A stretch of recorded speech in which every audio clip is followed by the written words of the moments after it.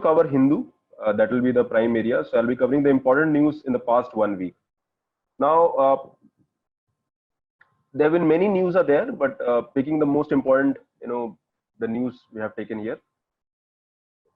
Now, first thing first, what has government done? Now, we all know that during this COVID crisis, government might face a huge fiscal deficit in the coming year. What is fiscal deficit? Fiscal deficit is the difference between the income of the central government and the expenditure of the central government. So income will be less because the revenue will be getting impacted because of this COVID reason, slowdown of business, economy, everything.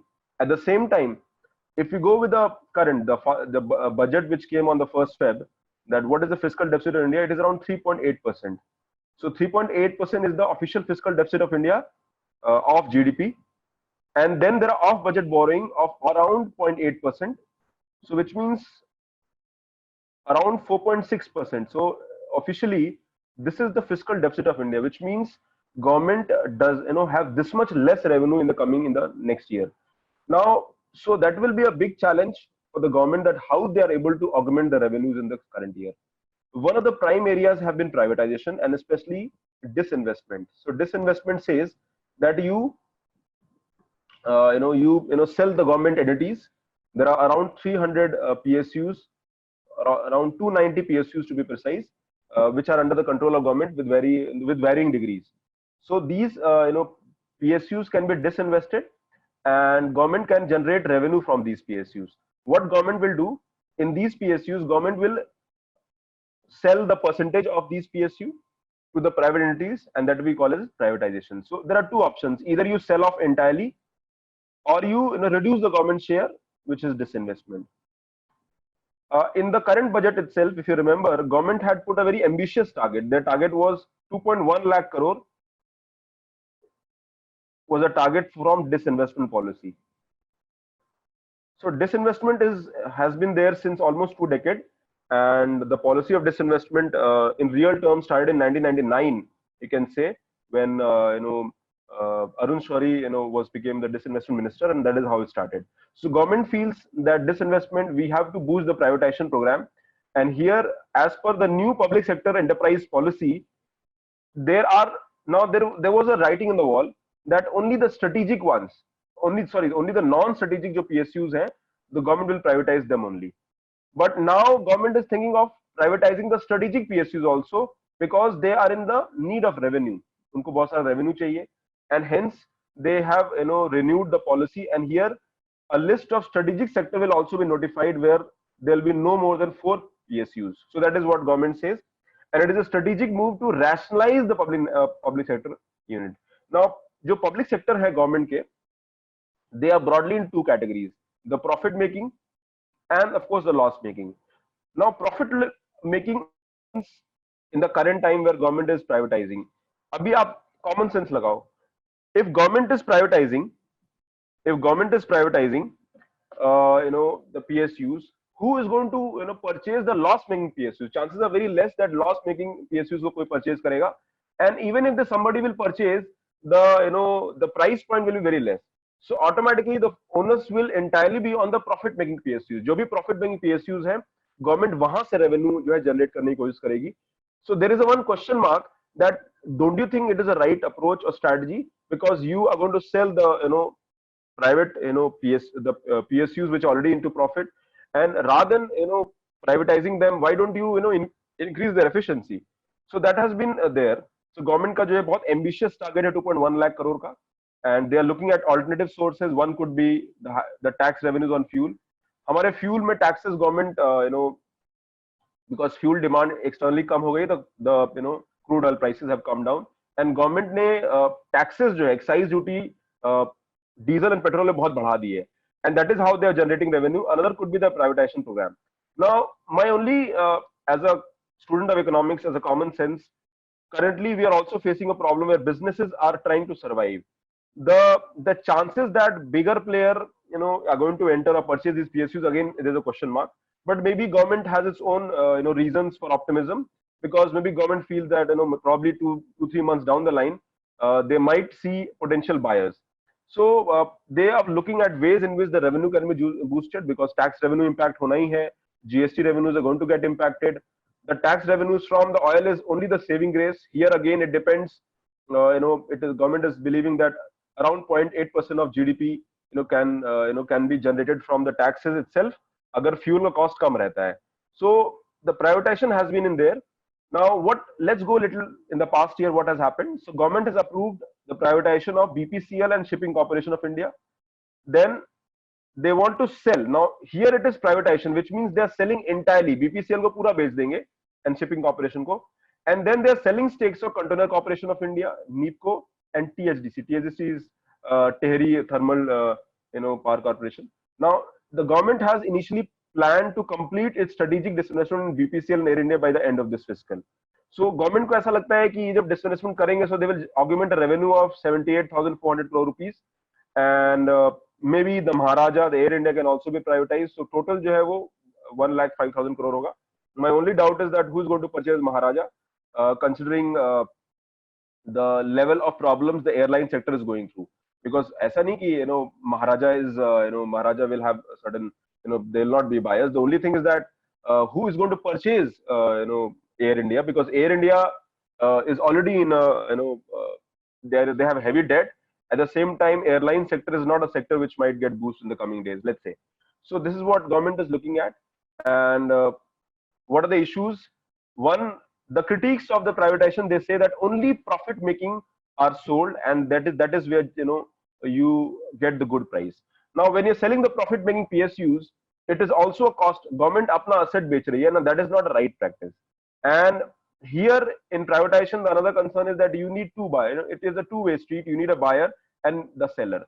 Now these PSUs are not small PSUs. Remember, these PSUs are big PSUs, and they have high cost.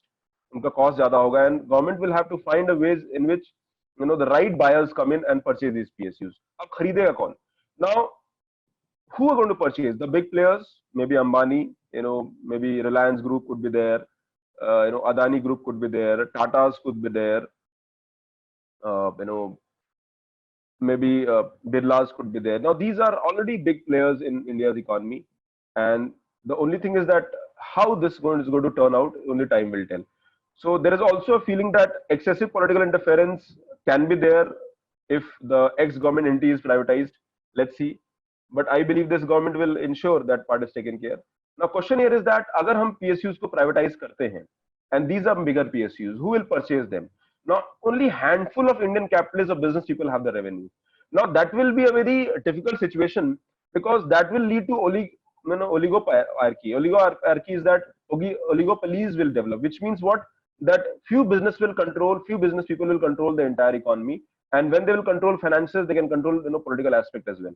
So there is a feeling that these big players will, when they try, they will control the economy, they will control, maybe they'll have a direct control over economy, and indirect control over politics as well. So if they're allowed to grow, that might further lead to crony capitalism of Reliance. Let's say the entire oil is in the control of Reliance, so that will be a big challenge. Okay, though we have IOC, which has almost 75 to 80% of the oil command in the market. So crony capitalism could be one there as per the critics, and the strategic PSUs have to be sold. Again, the question mark will always be there, because अगर government अपने strategic PSUs को बेचती है, so it is a loss in future. But on the flip side, try to see another aspect. All these PSUs, if they are privatized, the history of past 2 to 3 decades, people who believe in the left ideology will always question it.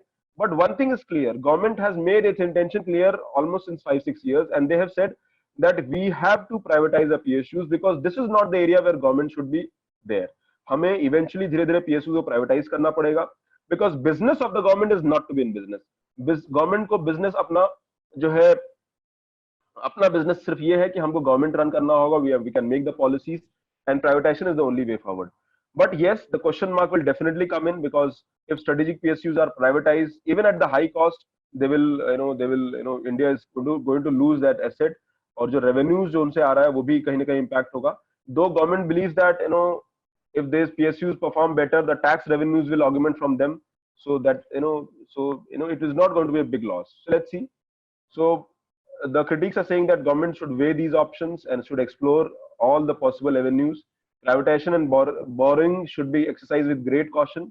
and there is a feeling among economists, especially who believe in the welfare economists and who are against the privatization theory, that it will have a longer cost to the economic scenario. So that is the first topic that we have covered. That is the PSU thing. The second is an article came in Hindu regarding national security, national energy security. So what has happened? So currently our power sector is regulated as per the Electricity Act 2003. In past 1 year, पिछले एक साल से government is trying to come with a power reform, and power reform would be mainly in terms of the tariff policy. Okay, tariff policy. Power sector एक India का बहुत stress sector है आज भी, and there are multiple reasons. The one big reason is that the there are two major players in the power sector. One player in the power sector is of course the producers. Okay, now these producers are mainly they are some central government controlled. Okay, for example, we have NTPC and some thermal power corporations, or we have multiple corporations like those hydropower corporations. Then we have the private entities who are producing. So mainly they are producers. Then we have another areas which we call it DISCOM. DISCOM are distribution companies. Now distribution companies are mainly they're managed by state electricity boards. Okay, so they are state electricity board, and in the past 1 decade the private players have also entered as a DISCOM. So now the power reform will impact everybody, and it is believed that power reforms are going to help the producers more in comparison to DISCOM, and DISCOM people are already in losses, and here it looks at ways in which the DISCOM companies are made more accountable. तो जैसे आपको power कौन provide करता है, आपका जो local state government है वो पावर प्रोवाइड करता है. Now the problem with the DISCOM is that not only the producer but even the DISCOM companies are in huge losses. So this article highlights that how this new tariff or reform policy, which power reform policy, which government is going to come, because it was mentioned that हम 90,000 का हम एक package देंगे उनको power sector को, along with the new reform policy. तो यह नया reform policy रहेगा in terms of tariff, in terms of allowing private DISCOM, franchisee model, sub franchisee model. All these things new and our proposals are there. How this will turn out is something that time will tell. But most of those DISCOMs are under state government, and these DISCOMs are in heavy losses. And the third aspect is that these DISCOMs, they provide array of subsidies to agriculture, electricity, and there are problems at other end where the DISCOMs have to accept with a concept called PPA, power purchase agreements. So let's go a little in the history of the entire article. This article is against the government's approach of the reform, and it says that the DISCOM जो होगा जो state government के control में है, if they are reformed and if the power is taken from them, that will compromise the energy security of the country. So what it says, as per the recent package, they believe that electricity जो एक concurrent subject है हमारे. Now who is this? Just hold on.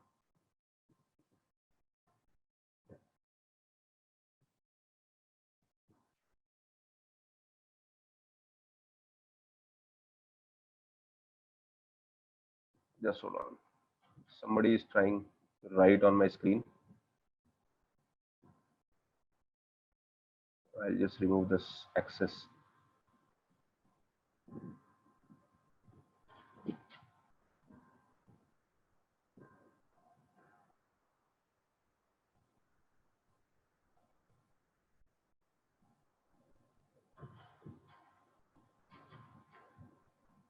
Okay. So this is the article says about that how these the new law will be detrimental to the interests of DISCOM companies, and eventually it will be detrimental to the interests of the people like you and me. So let's see how this changes. It says that if implemented, they will weaken the control of the states over industry supplying basic human necessity such as electricity, but also arm the center with the new mechanism where they will be more powerful. Now, what are the DISCOM troubles? Now, mostly the students who have studied, there are DISCOM troubles at a two level. First, the trouble is at the level of this, the discom itself, and the second, even the power companies are at heavy losses.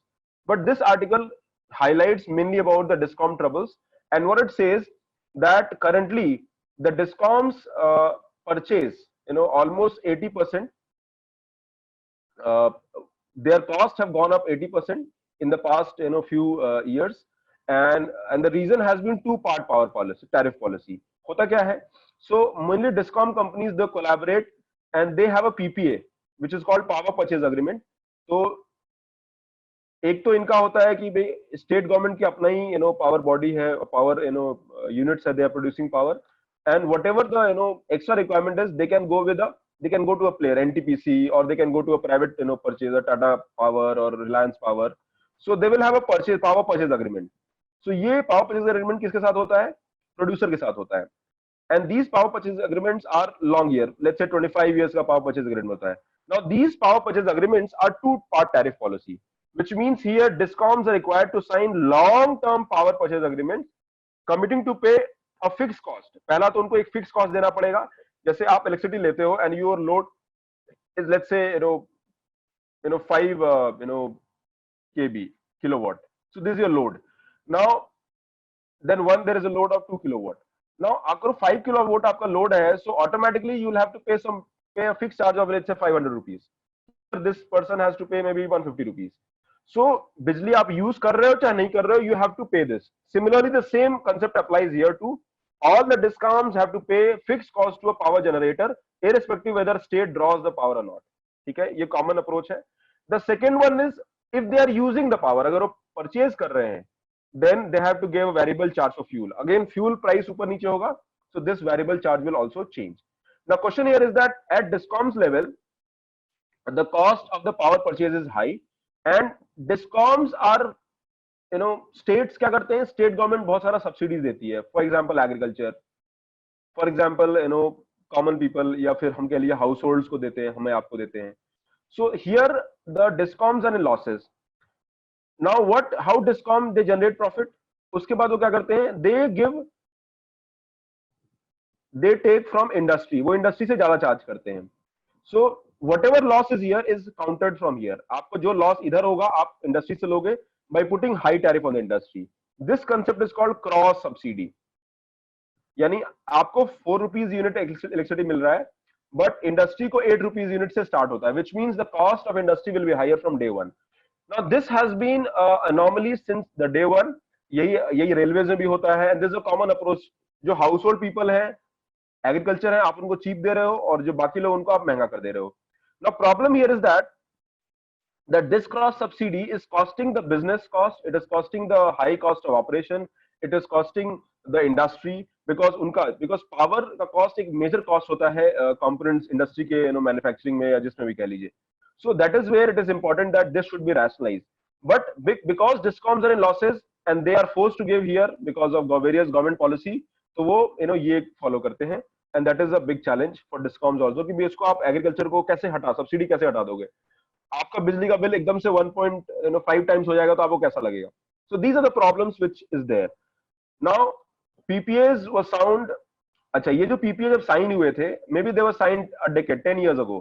When they were signed based on the demand estimated of the central electricity authority. तो आपने sign किया based on X demand, और X demand के हिसाब से आपने PPA sign किया, and you are believing that this demand is being met. ये डिमांड हम मीट कर पा रहे हैं, and if this demand is being met, we can generate, हमें रेवेन्यू भी फिर उसी हिसाब से आएगा, and hence we might become profitable. but इसमें बहुत सारा गैप है. फर्स्ट इज जो पावर प्रोजेक्शन था, that has been more than what it हो सकता था, and there is overestimated electricity peak demand of almost 70 gigawatt. यानी जो हमारा पावर सर्वे था उसके हिसाब से 70 gigawatt should be consumed more. right now official जो कैपेसिटी है अराउंड 334 gigawatt की है. This the official.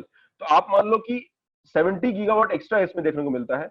यहाँ पे discoms are forced with long term contracts, and they have to service the fixed cost even if the power is not drawn. एक तो ये discom side की स्टोरी है, but remember there is another story which this article has not mention, and that article that shows about the problems from the side of the even our own जो आपके जो companies है, power companies है, उनके साथ भी होता है। कई बार जो डिस्कॉम कंपनीज होते हैं वो जो पीपीए को ऑनर नहीं करते हैं। Why? Because discoms in losses and they will आपको बिजली काट के देंगे, they will not load shedding करेंगे, and in that load shedding they are trying to reduce their cost. But जब पीपीए ऑन नहीं करते हैं तो हमारे जो पावर कंपनीज हैं they also are in heavy losses. In fact right now जो पावर कंपनीज हैं they are in heavy debt and their NPS are very high. So, but that is another story from their side. This article highlights only from the Discom side, and it says that as per Central Electric Authority overestimate, all India load factor of power plants is just 56%, before COVID-19. यानी power जो है वो कम, power companies जो है they are not able to, उनका जो load factor है वो भी कम है, जो उनकी capacity है उसके बिना भी है। So right now the dues are almost more than 80,000 crore rupees are there.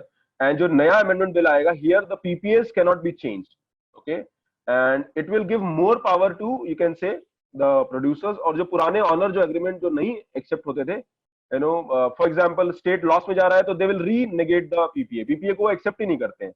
But here the power companies are in heavy losses, so both have their own side, both have their own side and both have their own challenges। so we have to find a way in which the discoms can come out of it।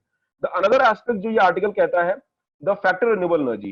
now India में renewable energy almost you can say 20% हमारा production renewable energy से है, and government is focusing to improve our renewable energy से हम energy production बढ़ा रहे हैं।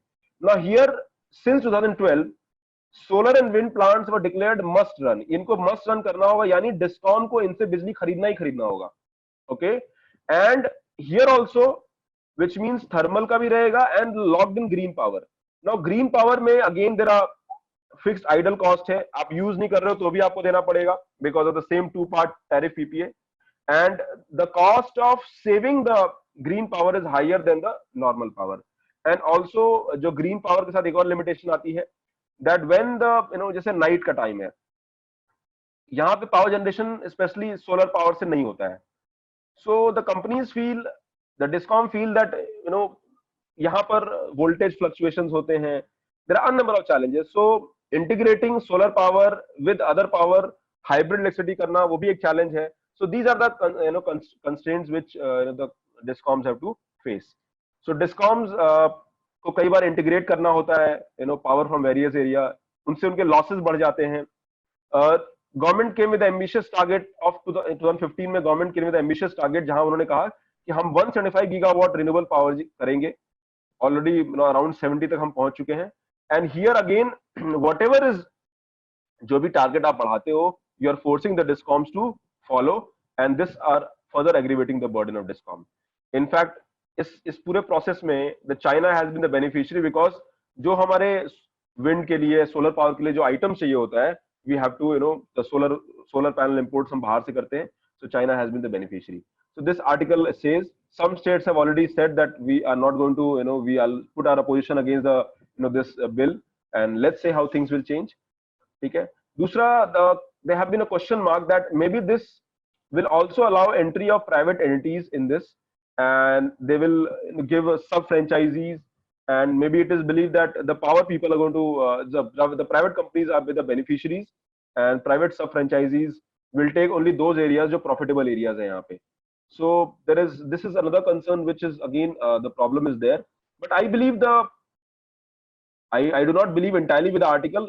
yes, discoms have their own problems, but there is other side of the story as well। discoms have been inefficient right from the beginning, and it is mainly because of political reasons, it is mainly because of government indecisiveness, it is mainly because of you are not passing the cost on normal consumers।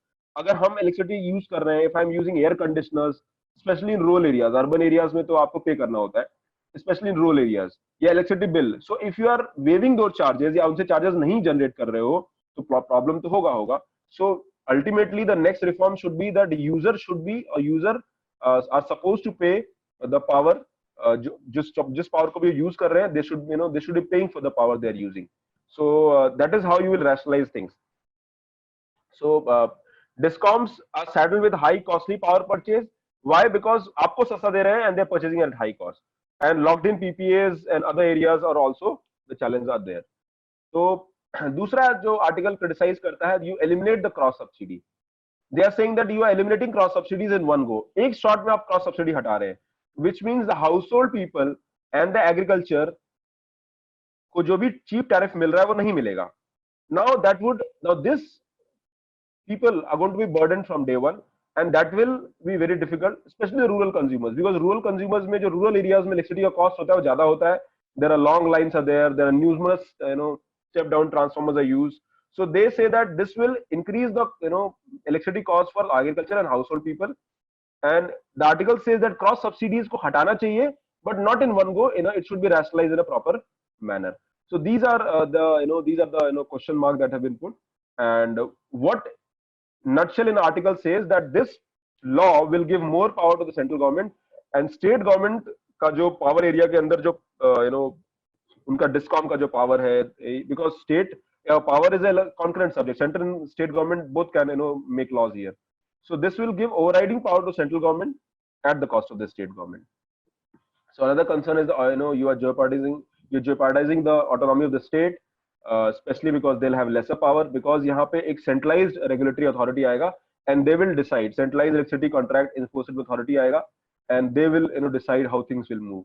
So there have been question mark by the state, because the power will be taken away from the state electricity regulatory commission to centralized contract authority.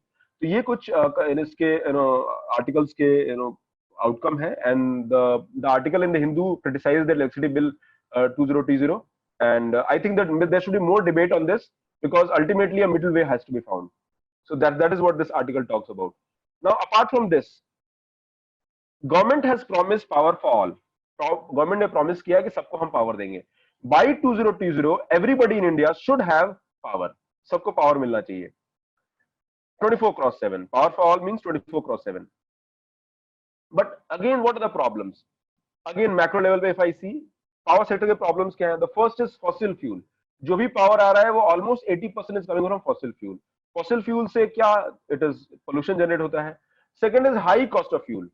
High cost of fuel इसलिए होता है because most of the fossil fuel जो thermal based power plants है, they are based on coal. और coal sector में हमारा जो अभी भी coal are still in the government's control, और अभी government ने coal mines के लिए भी privatization का process start करने का start किया है. So we have to import coal. So here there are regulatory issues, there are environmental concerns are there, but overall coal की availability नहीं होती है, and because of lesser availability of coal, जो हमारा cost of fuel है वो बढ़ जाता है. So that is another aspect is there. The third is T&D losses, transmission and distribution losses, जिसको हम लोग ANTC बोलते हैं, aggregate technical and commercial losses. ठीक है, aggregate technical and commercial losses. Now technical losses, power loss जो हो रहा है, ठीक है ना, जैसे आपका when you're using, अगर आपने देखा होगा the power जो flow करता है, they flow through a very long line, ठीक है, तो transmission lines होती हैं, तो वहां पर कुछ तो कुछ लॉस होगा ही. Then you put transformers, जो आपके प्रोडक्शन यूनिट्स होते हैं, देन डिस्ट्रीब्यूशन यूनिट्स पे जाता है, तो वो सारा जो लॉस है that is technical loss.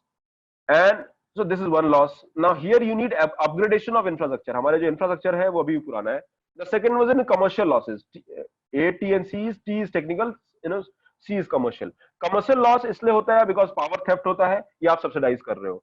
So it is believe that all India जो लॉस है हमारा ऑलमोस्ट 27% है, and in some states it is almost 40%. So that is another challenge. There is a wide gap between average per unit cost of supply and average revenue realized. यानी cost मतलब कितना production cost कितना आ रहा है बिजली बनाने में, and what is the revenue realized. So that is, there is a huge gap here, which means who are bearing the losses? Of course the discoms are bearing the losses. High industrial and commercial tariff and cross subsidy. मैंने आपको बताया कि जो commercial industrial units है उनसे आप ज्यादा tariff लेते हो charge, because you want to rationalize this. The next is outstanding dues of DISCOM, which we discussed already. Almost 90,000 crore था. इस प्रॉब्लम को 2015-16 में भी मोदी गवर्नमेंट ने ट्राई किया था, where they came with a scheme called Ujjwal DISCOM Assurance Yojana, but this scheme has come with limited success, and again the debts of the DISCOMs are going up again. DISCOMs are not able to pay the power generators regularly, simply because they have a cash flow problem, low tariff awarded by the regulatory commission. तो ये जो है आपके concerns है power sector में. So I believe the reform will require both sides. Not only the reforms have to be done from the power sector, the DISCOMs, but the reforms have to be done from the side of the companies also. Okay, जो दोनों तरफ से reform की जरूरत है. So what is the way forward? How do we change that? Let's see. First is you bring subsidy reform. अभी electricity subsidy आप DBT की तरह कर दो, may be like fertiliser, crop insurance, so that actually कितना आप दे रहे हो वो मालूम होगा. There is recently government has come with a Kusum scheme. Kusum scheme is about using power, new power subsidy model in the rural area. यहाँ पे हम solar pumps use करेंगे stand alone, and the local discoms, if अगर जैसे मान लो आप solar pump लगाया, you are a farmer, और आपने जब लगाया तो let's say you आपने investment किया होगा, I believe. Okay, let's say you have invested 1 lakh for the solar pump and you are producing. A time comes, आपको power की जरूरत नहीं है, so you can sell that to the discoms also. So the discoms can buy surplus power from the farmers also. So there's a new Kusum Yojana, that is what it says.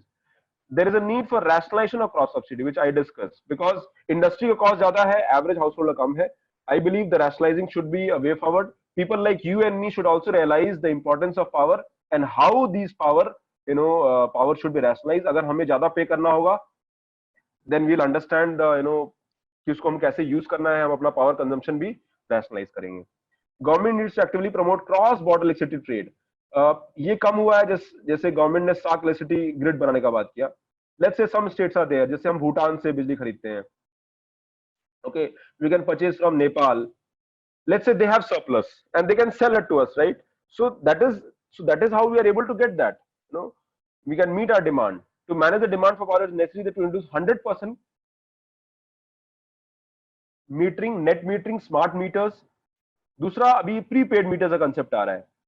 Power theft कैसे कम करना है, prepaid meters. So all these things are going to be there, and there is a need of performance based incentives in the tariff structure. कि अगर performance based incentive रखेंगे tariff structure में, then only things are going to be in the positive direction. So these are the reforms which government is looking at. ये जो article आप हिंदू का पढ़े होगे, उसमें ये मैंने ऐड कर दिया है, in terms of reform that you want to bring. Okay, now again, जो another aspect, another thing that was in news was the calamity cess on GST. तो हमारा GST का revenue impact होने वाला है. So calamity cess क्या होता है? Cess is a tax on tax.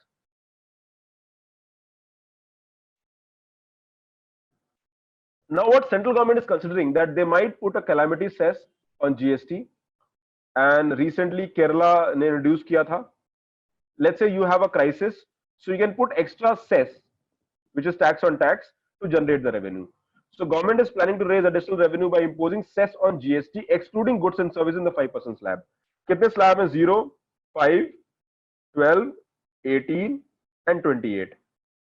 ठीक है, इतने परसेंट है, which means 0, 5 को छोड़ के, 0 तो मान लो टैक्स ही नहीं है, 12, 15, 18 इनका जो टैक्स होगा, मान लो आपका टैक्स कितना पड़ता है, मान लो आपका टैक्स होता है 100 rupees. So again, there will be, let's say, few percent, let's say 5% cess here. तो टैक्स जो है उस पे ऑलरेडी हम टैक्स ऑन टैक्स लगा रहे हैं, and this will augment the revenues of the government. So maybe in future we might say it's like a pandemic cess लगेगा. Now we have constitutional provision? Yes, GST में provision already है as per article 279A. Under this it allows the union and state to raise additional resources during any natural calamity or disaster. तो GST में एक provision है कि अगर country में कोई डिजास्टर होता है, कंट्री में कोई कैलामिटी आती है, so you can raise additional revenue by using this, and we all know that this came in 2017, ये amendment pass हुआ था. ठीक है. Article 279A specified that GST Council shall make recommendation to the union and the state on any special rate or rates for specified period to raise additional resources during the national calamity or disaster. But मेरा सोचना ये है कि already taxes बढ़ेंगे तो it will be a big challenge, because हमारे business में already revenue taxes are high rate are there. Yes, you are right, Shivam. Shivam is saying, sir, high taxes, cess can be counterproductive. Definitely, it will be counterproductive. And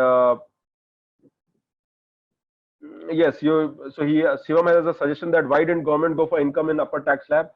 ये अभी proposal है, it's in the discussion phase. Let's see how things will change. Okay, so we don't know लगेगा कि नहीं लगेगा. In fact, GST में जो income tax है, प्रोग्रेसिव है, वहां से आप जनरेट करने की कोशिश करिए. Maybe you put high taxes, you may inheritance tax का न्यूज आ रहा था. Now remember, these are just debates. Okay, क्या होने वाला है time will tell. And remember, government ये सब करने से 10 बार पहले सोचेगी. Okay, because government also knows that economy is down. And the cost अगर ये बढ़ेगा तो इट विल डिमांड पे भी इम्पैक्ट पड़ेगा because the taxes will go up and businesses पे भी इम्पैक्ट पड़ेगा because revenues will not come. So GST common act provides for a imposition of cess up to 15% ad valorem. Ad valorem the value पर रहेगा. And act provides the commissions to states for any loss in the revenue due to implementation of GST. So ये जो है major point है calamity cess. We'll see how things will change. But issues are also there. Already manufacturing sector is facing a huge crisis. Imposing cess will not be a good idea. Imposition of cess मतलब tax on tax will increase the cost of products, which may decrease the demand. The states are already not able to collect the GST due to closure of many economic activities. So ये concerns जो है हमें देखने को मिल रहे हैं. I believe the only saving grace is probably liquor. On a lighter note, I'm just saying that liquor is the only, even if you put 100% tax on liquor, people are going to pay. But liquor के भी अपने social and moral issues हैं. Okay, so these are the issues involved in the calamity cess on GST. Now, what exactly is cess? Cess is a form of tax levied over already base tax. So cess is a tax on tax. Okay, अगर मान लीजिए आपको 100 rupees आपका tax है तो उस पर भी 5% टैक्स और लगा दिया. This percentage on the tax amount. Okay, it can be levied both on direct indirect taxes. A cess is usually imposed additionally when a state or central government looks to raise revenue for specific purpose. For education, जैसे हमारा education cess लगता है. Education and health cess is 4%. Disaster relief, cleaning rivers, हमने भी स्वच्छ Bharat cess लगा रखा था 15 में. Okay, it is not a permanent source of revenue. Cess एक पर्पस ड्रिवन होता है, मतलब कि ये टैक्स आप तभी लगाओगे when when there is a need and moment that crisis is over, हम इस सेस को हटा सकते हैं. Which means it has a specific intention. ये परमानेंट इन नेचर नहीं होता है. So that is the calamity cess. Now we all know that जो एमएसएमई सेक्टर है, they are going through huge challenges. And recently Andhra Pradesh chief minister YSR, they have launched a new scheme, Restart, to support MSME in their state. Okay, so they are launching a new scheme, and it is expecting that they are going to benefit almost 98,000 units. And here the proposal is to spend around 1100 crores. Or here government has also waived off power demands such as the MSME, and 2 crore is provided as input capital for low interest rates. The idea is to bring MSME on the rail, and they'll be giving a lot of benefits also. So Restart program is there from the Andhra Pradesh government. Okay, so that is the in total nutshell. Another news was Pradhan Mantri Vaya Vandana Yojana. Now Pradhan Mantri Vaya Vandana Yojana is a government scheme specially for it's a social security pension scheme for senior citizens. This scheme was launched in for a period of 3 years, and it was supposed to end in 2020, but now government ने इसको 3 साल बढ़ा दिया है. Union Cabinet has extended. होता क्या है, via वंदना scheme में आपका जो पैसा होगा आप स्कीम में लगाओगे and you will get a high interest rate. High interest rate उसमें आपको मिलेगा, and this will will be given in the pension form. आपको पेंशन के फॉर्म में मिलेगा. Okay, so it will give you assured return of 7.40 per annum. अगर आप FD rates देखोगे तो दे आर नॉट, अभी तो 6.6% से नीचे चला गया है. In the past few years India में जो रेट्स है, एफडी रेट्स है, all these are coming down, and the reason is because the cost of business is high and government is trying to bring the cost of business and they're reducing interest rate. So naturally यहाँ पे जो FD rates होंगे वो भी नीचे जाएंगे. And FD rates अभी recently मैं देख रहा था एसबीआई का 5.7% चला गया है. So you can imagine 5.7% the FD rate.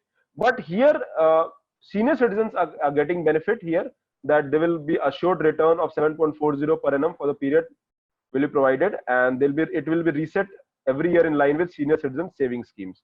So that is Pradhan Mantri Vaya Vandana. So this year government scheme important hai. Was launched in government in 2017. What is exactly it is? It is a government pension scheme with an aim to provide social security to the senior citizens for the protection of elderly against fall in interest income. क्या होता है, जैसे retire आप होते हो तो आपको one time पैसा मिलता है, वन टाइम पीएफ विड्रॉल्स मिलता है, ग्रेचुटी अमाउंट मिलता है. ओके, सो एंड ईपीएफओ जिसको हम लोग पीएफ बोलते हैं, ऑल दीज अमाउंट ये एक्यूमुलेट हो जाता है and you get one time big amount. जैसे आपको रिटायर हुए and you got 40 lakh rupees. Now what you do, you put in the FD, and इससे जो आपका इनकम होता है इसको आप because the elders people have high cost also. They have to have a medical treatment cost, they are looking at these जो income है इनका, इसी से इनको support, they look at the support. Also they they are entitled to pension, but many times government जो private jobs में होते हैं, उनको pension भी नहीं होता है, उनका जो पूरा total PF amount होता है वही उनका एक saving race होता है. So that is where government felt that they need certain protection, and the fall in interest income, especially because FD rates कम हुए हैं, so they have to be protected, and that is why it is there. So pension scheme can be availed before 31st March 2020. Now it has increased by 3 years. करता क्या है, scheme provides an assured return of 8% per annum monthly payable, and it exempted from service tax. Scheme offers loan. अब मान लो आपने आपका जो FD है करा रखा है, उस पर आपको परचेज ऑलमोस्ट 75% आपको लोन भी मिलता है, जिस परचेज प्राइस पे कर रहे हो. लेट्स से आपने 15 लाख का लिया, तो इस पर आपको जो है you get a loan also, यानी आप 75% का लोन भी ले सकते हो. And since it is against a secured investment, तो आपको इंटरेस्ट रेट भी कम लगता है. The scheme allows premature exit for the treatment of any critical terminal illness for self or the spouse. On a premature exit 98% of pre purchase shall be refunded. Okay, so pensioners dies, तो जो उनके nominees हैं या beneficiaries हैं उनको मिलेगा. The benefit of the scheme are overall applicable to the pensioner, his or her house and the dependents. So Pradhan Vaya Bandhana scheme was mainly for these people, and these are the categories, how much you can be there. Only people above 60 years are eligible. Policy should be minimum 10 years. Investment limit should be 15 lakh. Upper limit 15 lakh hona chahiye. The minimum pension is 1,000 rupees and maximum should not be more than 10,000. So these are the benefits of Pradhan Mantri Vaya Bandhana Yojana. I know a lot of people, retired people, who are taking the benefits of this scheme. Okay, so this is a very good scheme because it assures you good return on your the life savings. Okay, and the poor people have high cost. They have a medical treatment cost.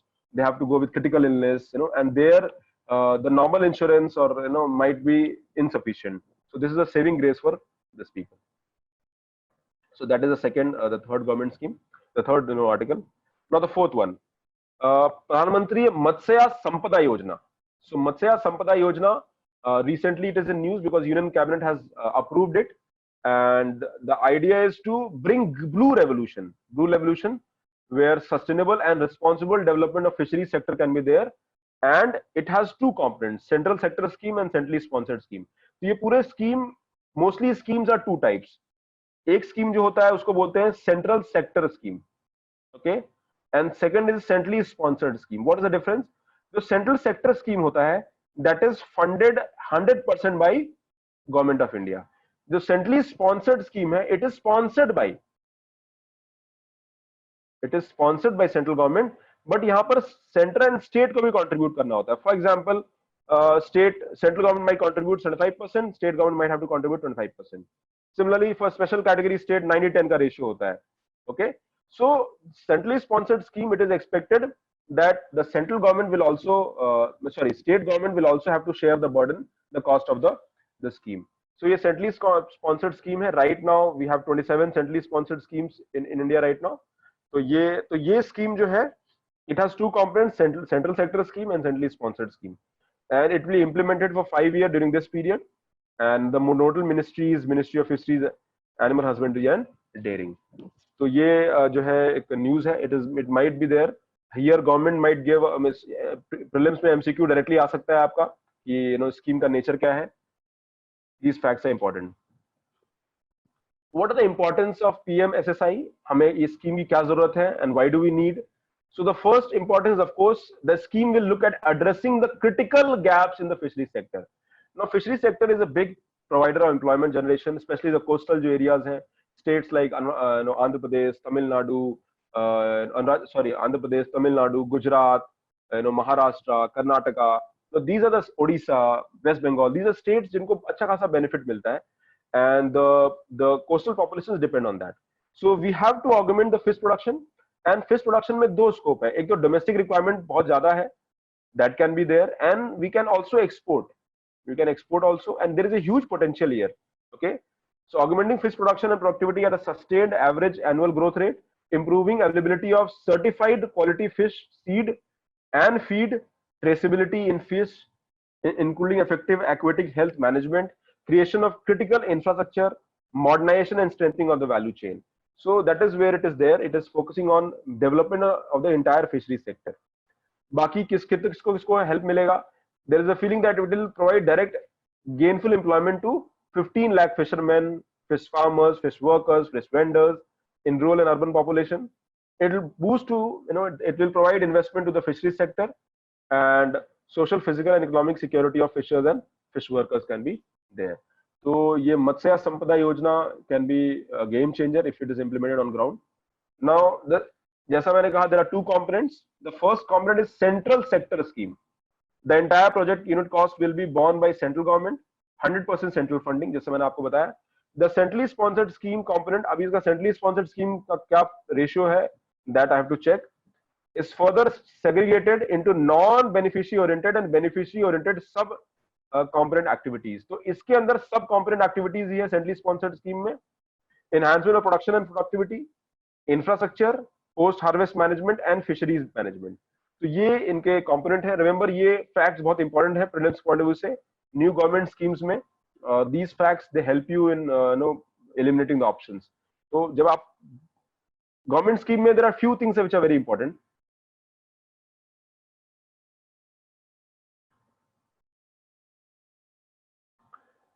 Okay, so Shivam has a question, sir. In central sector scheme, do central government give money in the form of grant in aid? No. They fund entirely. Grant in aid is different. Grant in aid is giving grants to the state as per Article 275. वो अलग provision होता है. Okay, here otherwise क्या होगा, फिर state government को पैसा कम मिलेगा. If they put in the grant in aid, that means the state government lose money. So grant in aid is a different concept, a different approach. So here it is borne by the central government entirely. अपने बजटीय provision से देते हैं.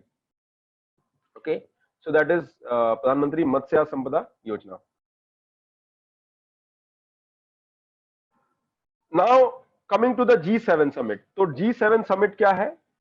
Recently, the President of the United States of America, he has mentioned that he is going to, जो summit होने वाला है वो June 10 to 12 होने वाला है.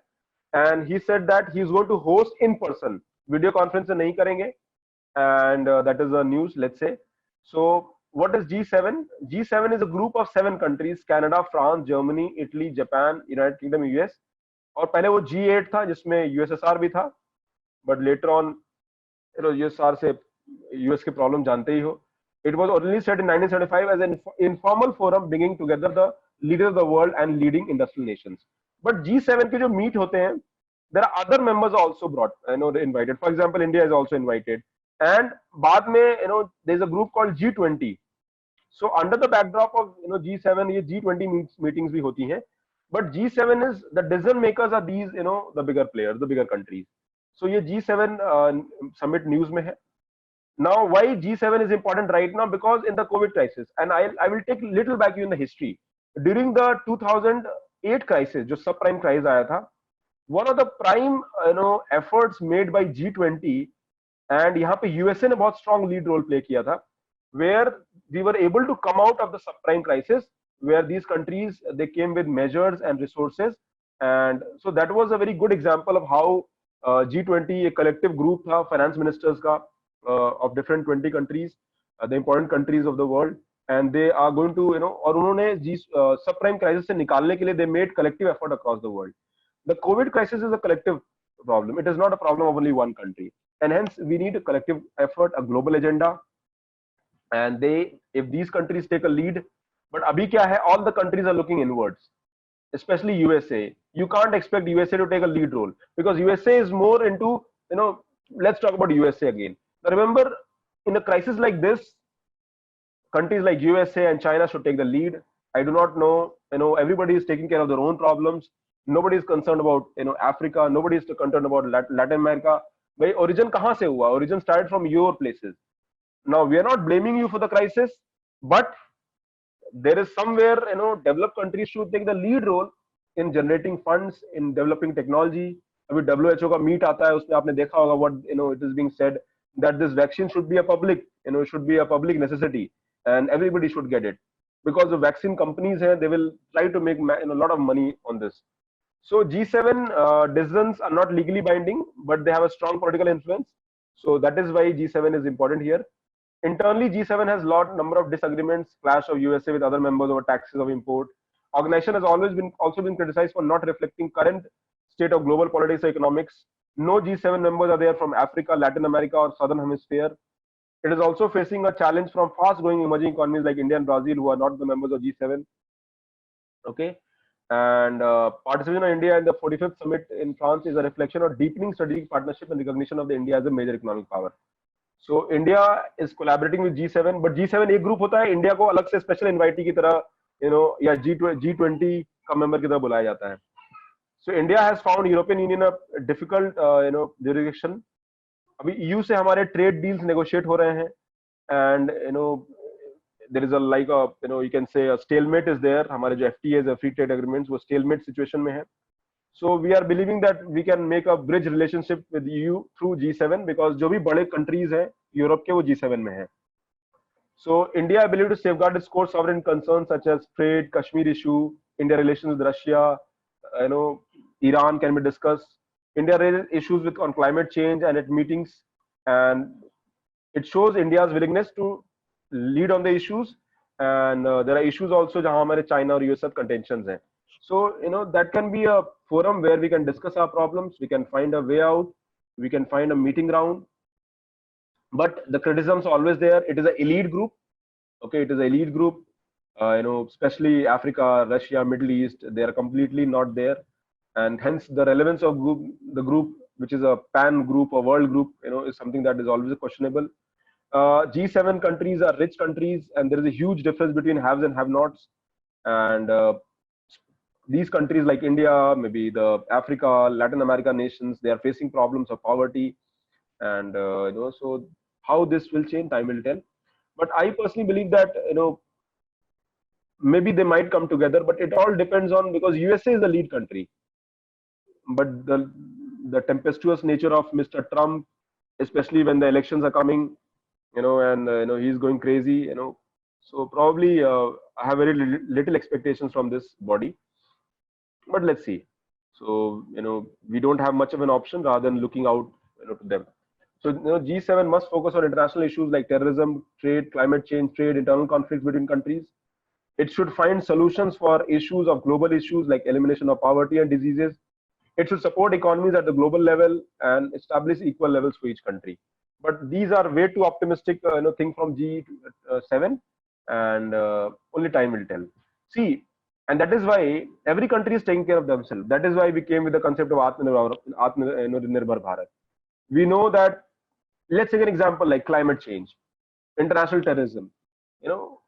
The developed countries are least bothered. The first time they looked at terrorism when they faced terrorism. The first time climate change issue is being discussed when they're also facing the heat of climate change. But even today, the countries, the tropical countries like India, are going to face problems. The countries which are in the temperate zone might not face the problem. USA hoga, Canada ho gaya, the West European nations ho gaya. These countries will not face much problems of climate change. But that is also changing. Recently, in the few months ago, we saw that how countries like France and Spain, and they are facing huge, वहाँ पे they are facing heat waves. So what we are witnessing heat wave in India, which is probably is more witnessed in a tropical zone, अभी उनको भी देखने को मिल रहा है. So we have to come and fight the problem, and the global effort is there. And here the developed countries are supposed to fund at दो level पर उनका expectation होता है. First is the technological support in all the problems, okay, and of course the second is the financial. But so far they have made non-binding commitments, and they are just doing lip services. A very good example is renewal of Kyoto Protocol. That has not been done. Many countries backed out from Kyoto Protocol. Commitment to the various summits or various international climate change agreements also. So only time will tell how will G7 will be there. Another news which is in news in past 2-3 days is Open Skies Treaty. Now this Open Skies Treaty is a part of international relations, though I believe it, maybe it is not much there for us to know. But yes, what has happened? Now USA has given a notice that it might exit Open Sky Treaties. What exactly Open Sky Treaty is? Now it is an agreement which allows country to monitor signatory arms. Signatory arm मतलब जो भी countries है, by conducting surveillance flights over each other territories, यानी मैं USA हूं और आप Russia हो, so I can run a surveillance flight in your country surveillance के लिए। And idea behind that is to check कि आपका मिलिट्री लोकेशंस क्या है आपके, because the idea is to bring trust among the countries. So it was first proposed in the early years of Cold Wars under President Dwight Eisenhower, and and eventually it was signed in 1992 after the Soviet Union collapse. ठीक है, इसमें होता क्या है, जो भी 34 countries हैं इसमें, they can conduct unarmed reconnaissance flight, यानी अनआर्म्ड होंगे वो फ्लाइट जाके, जो भी ट्रीटी कंट्रीज हैं, यानी ये सारी कंट्रीज हैं, तो यूएसए हो गया, कनाडा हो गया, ये दूसरी कंट्री में अपनी flight they can run and they can do aerial surveillance. And the area idea of aerial surveillance is to gather information on each others military forces and activities. अब जो भी हो सकता है, so it is a multilateral contract, and so far it has facilitated 1517 short notice and on-time overflights. Throughout its operation, treaty has increased military transparency and predictability and helped build trust and confidence and enhance mutual understanding. तो ये 34 countries open sky treaty में है, they can वो दूसरी country में जाके unarmed plane भेजेंगे and they will survey the area, they will look for कोई मिलिट्री एक्टिविटी तो नहीं हो रही है, are they building a new base और लाइक दैट। अभी किसी को छुपाना होगा तो वैसे भी कर सकता है, but there are issues also. USA is saying कि हमको पीछे हटना है, USA might not renew this agreement. USA has used the treaty more intensively than Russia. In fact, in this period, 2016, USA flew 196 flights over Russia, in addition to having imagery from other countries, compared to 71 flights flown by Russia. So USA, has been the power mover of the world in the entire 20th century, but dynamics are changing, and probably USA is trying new ways to, ensure that its geostrategic and geopolitical presence is there across the world. US exit last year from other arms deal. एक और arms deal था intermediate range nuclear forces. Then there is a new START. START treaty में क्या करते हैं?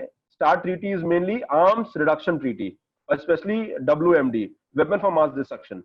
So arms START treaty was signed by Obama administration that caps Russian and US nuclear arsenal.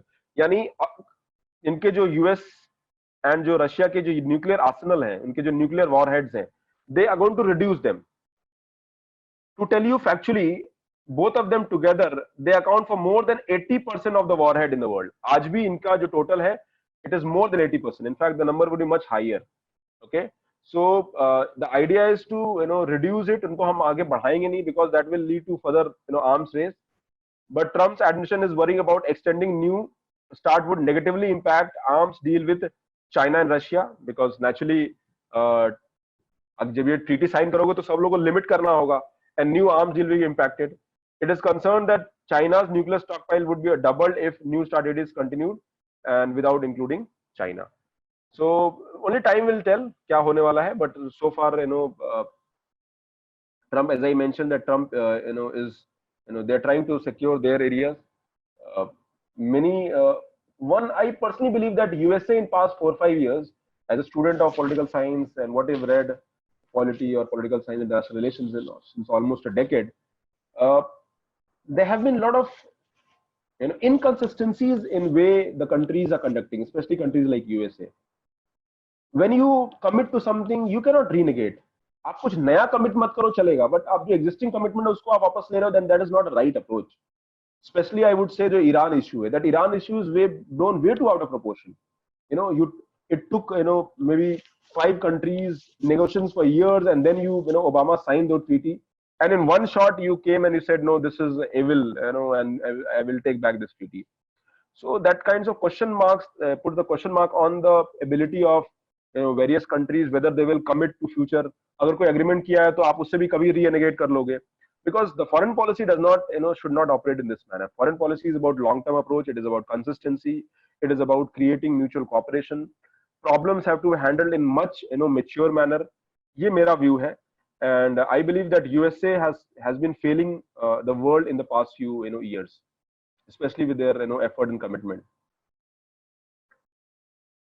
Yes, Shivam is saying trust deficit. Trust deficit बहुत बढ़ गया. In fact, nobody is ready to trust USA right now. everybody is hoping that he might leave, and maybe somebody else will come and probably change things.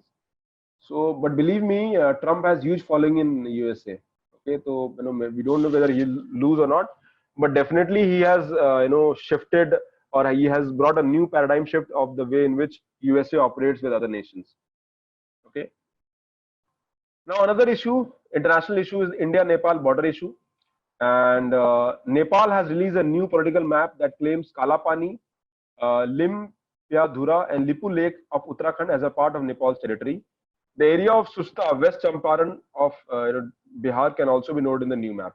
So ये आपके बहुत important है. Let's look at the map. Now this is India, this is Nepal, and this is China. Okay. Now if we come here, अगर हम इसको broaden करते हैं, so ये लिपू लेक पास है, just on the boundary. China, तो नेपाल कह रहा है, और ये नेपाल का एरिया यहाँ पर इस तरह से है.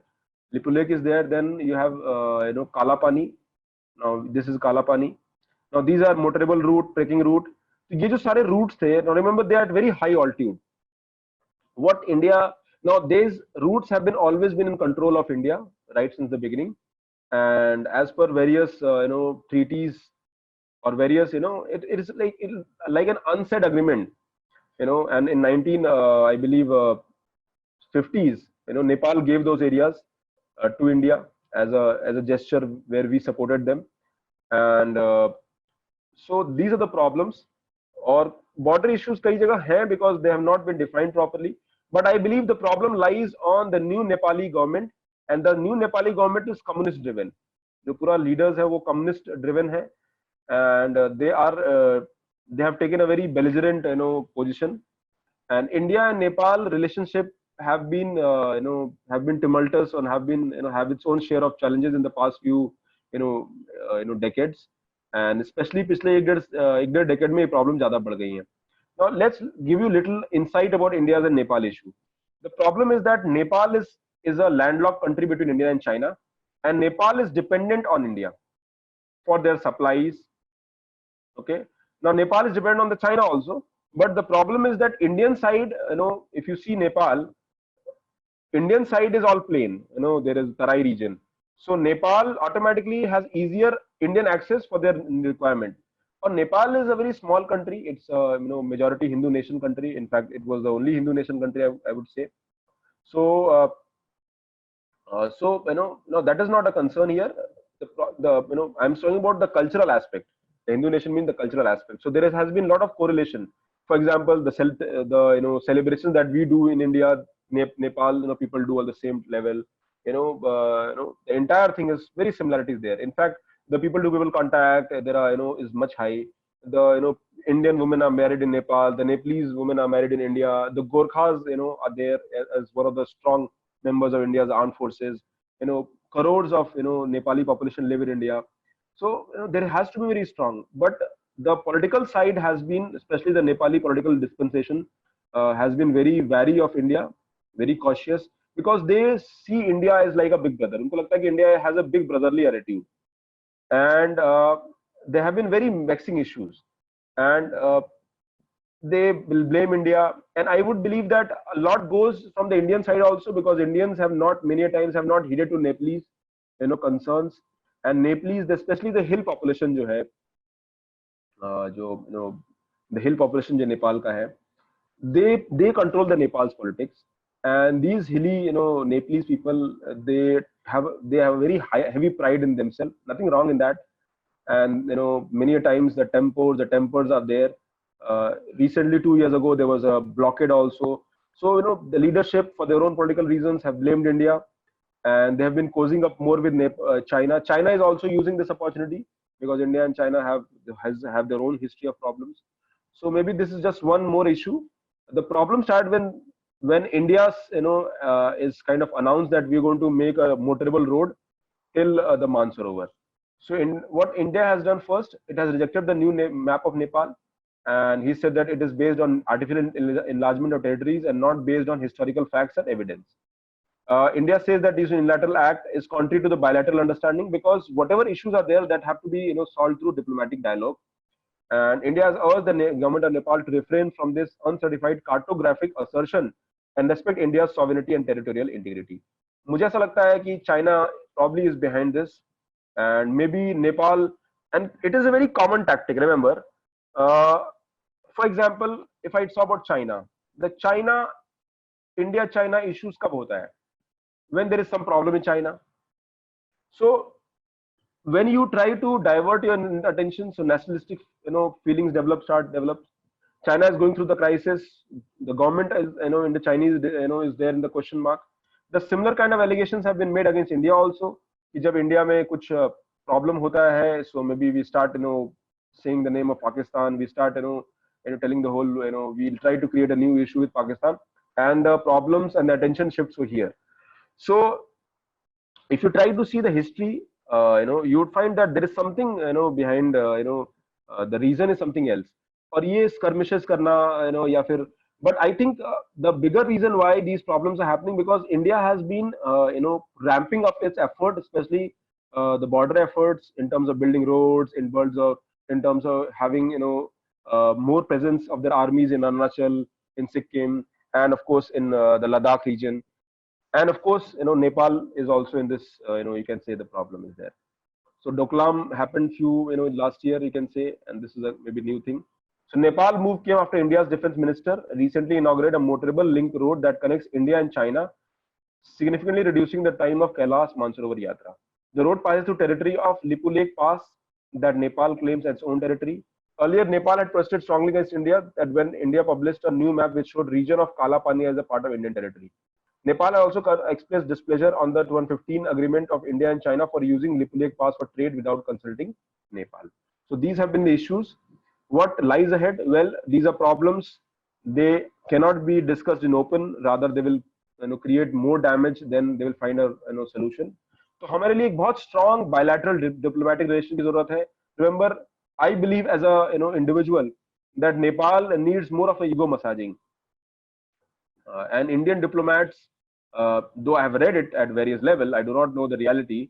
But and the Nepalese have contested that when Indian diplomats go to Nepal, they try to treat themselves like a big brother. They will try to show, see, I'm from India. We are a bigger nation. We are a stronger nation. You are depend on us, and that has been one reason why the problems of India and Nepal is there. In fact, that problem is there with other countries also, because in South Asia, India is a strong nation. India is a big country, and all the neighbors are very small. So they have a problem. So जब भी India and the neighbors have problem, they start shifting towards China, and China uses this in their advantage in a very smart manner. So Indian people have the Indian External Affairs Ministry has said that we have to deal this mechanism by bilateral talks and diplomatic dialogue, and these and they said that remaining issues concerning the boundaries are not difficult to resolve unless they are caught amid domestic and international concerns. You have to find a way out. We have to find a mechanism. The more the trouble, the festers, those who stand to gain by deteriorating India-Nepal relations will benefit. Okay, especially China or maybe other nations, maybe Pakistan also. So we need the two countries should come together and find a lasting solution. And this public controversy will only be counterproductive. But I think the reasons are more political than something else. So only time will tell. But I believe that Nepal border issue को और अच्छे से लेना चाहिए और नेपाल के साथ बैठ के इस प्रॉब्लम को रिजॉल्व करना चाहिए. I think and India has a very strong neighborhood first policy and probably will be able to solve these issues. But I think the government का जो ideology काफी matter करता है, and I believe the ideology of the current government, especially the leftist government, the communist government, has been the major reason why India is facing problem. Because the people who are communist, the communist governments hai, they have a strong affiliation to their so-called communist parties, the communist groups. तो ये एक जो है एक concern जरूर देखने को मिलता है. So only time will tell.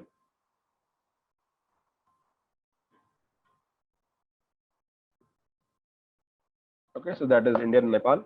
The next is Amphan cyclone. Now what a cyclone? So it is a tropical cyclone. And tropical cyclone आपने अगर पढ़ा नहीं है तो I'll tell you. These are low these cyclones, they are high intensity, low you can say pressure regions are there, and they develop mostly around the tropical coast, and they are mostly found on the Bay of Bengal coast. They are found on the Asia, so Arabian Sea coast as well, but mostly they are in the Bay of Bengal coast. And here the cyclones are nothing but they are low pressure region. They move, and the wind now naturally what happens that this is a low pressure region and this is a high pressure. So low pressure region and this is a high pressure region. So wind converge from low pressure to high pressure. Okay, and so when the convergence happens automatically, this is a time of high temperature in India also. So naturally low pressure depressions happens more around the coastal areas, and they start moving towards the coastal areas. When the cyclones that touch the border, they cause heavy rainfall, the high speed winds, and extensive damage is there.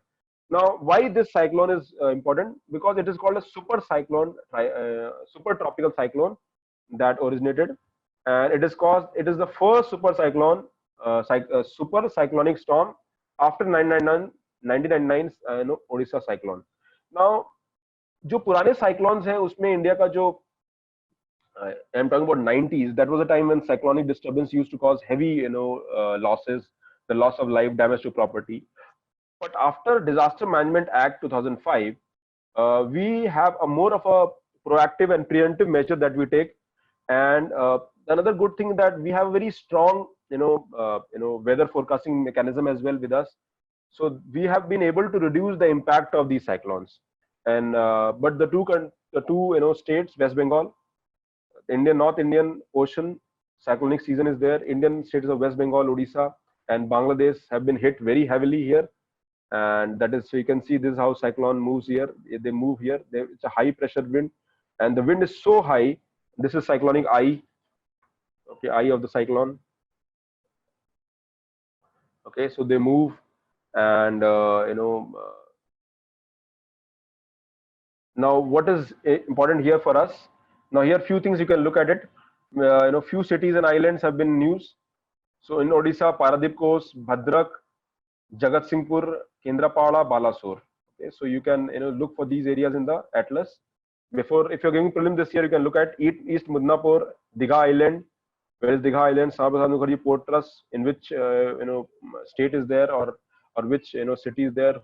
Howrah, Hooghly, Kolkata of Kolkata of Gangetic, West Bengal, and of course Hatia Island. So these are other areas. So not only cyclone, but see the questions where will come. The question can come from disaster management. The question come from geography, map areas, and they will mainly link with something which are in news. So we can expect, and of course the question can come from physical geography also.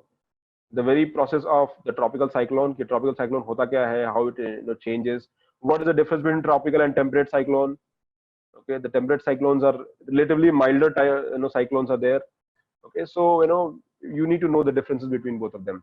So the question might come from the geography or the disaster management, and of course the map. Okay, so that is this topic is covered. Now 22nd May has been the International Day for Biodiversity, and why it is important? Because the entire decade from 2011 to 2020 was a decade of biodiversity, and the theme was our solutions are in the nature. Okay, so that is why it is important.